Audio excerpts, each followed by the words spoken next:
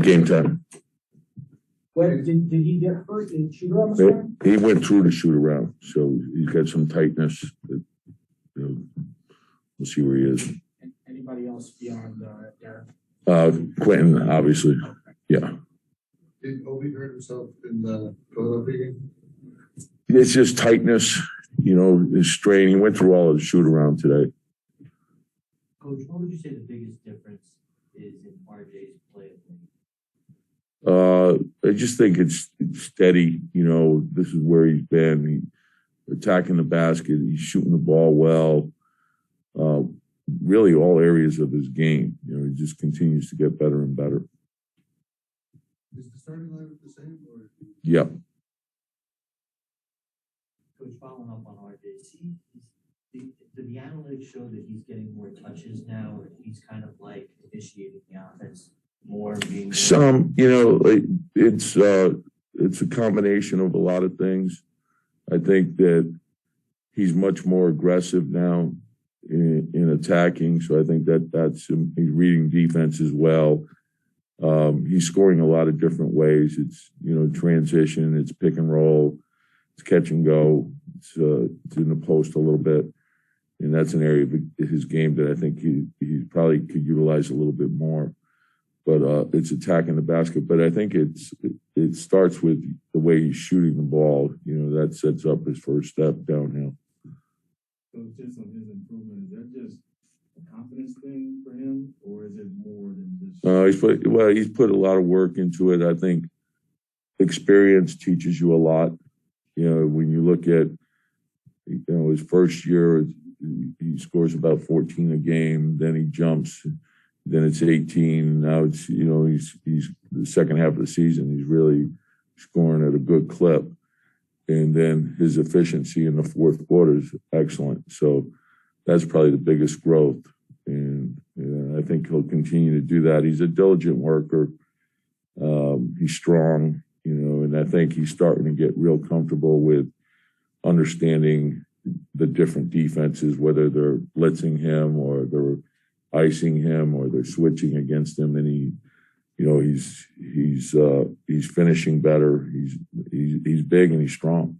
What is RJ's demeanor like when you talk about coming in the gym and that kind of stuff, but in the practice parts that aren't basketball, film sessions, that kind of stuff, when you're talking to him one-on-one? It's great. What you see is who he is. So he's an even-keeled guy. He's got great determination. He's got great will. When things are going great for him, he's the same as if they're not going great for him. And I think he benefits from that. He's comes in every day. Every day is the same. And he's team oriented. He's very coachable, and he's a terrific worker. So, do you see any similarities between him and maybe Booker, the scorer from Booker's younger years and early in his career? Yeah, it's hard to compare players, but I think it's a great point you're making. Is that we always tend to measure guys, particularly the young guys coming in. You measure them against guys at their position that are already established, and we all tend to forget the steps that they had taken to get to where they are. And the thing that when you look at RJ, you look at him and you say, okay, he's 21 years old, and he's got 3 years in the NBA, and here's his progression. And then if you compare him to other players that have gone through that same, you'd see it's very similar to some of the best players in the league. So hopefully he continues to work the way he has, which I believe he will, and he'll continue to get better and better. How much is culture huge for, say, a team like Phoenix when they don't have Booker and Paul, but still are able? Yeah, it's everything. They got, it's a deep team. I think Monty and his staff have done a phenomenal job. I think obviously when you have a guy like Booker, and then you can't overlook the impact of a guy like Chris Paul and what he did when he came in, because a guy like that gives everyone great belief that they can be successful.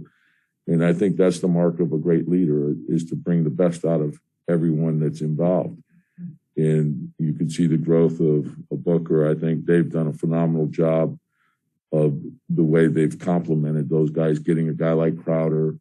Payne has been terrific. Cam Johnson, Ayton has played really well. The bigs, even picking up a guy like Craig, is like he fits into who they are. And Bridges obviously is, he's one of the best wings in the league. So that it's a team that's very, very deep, talented, and they play for each other. So and they're strong on both sides of the ball. Yep.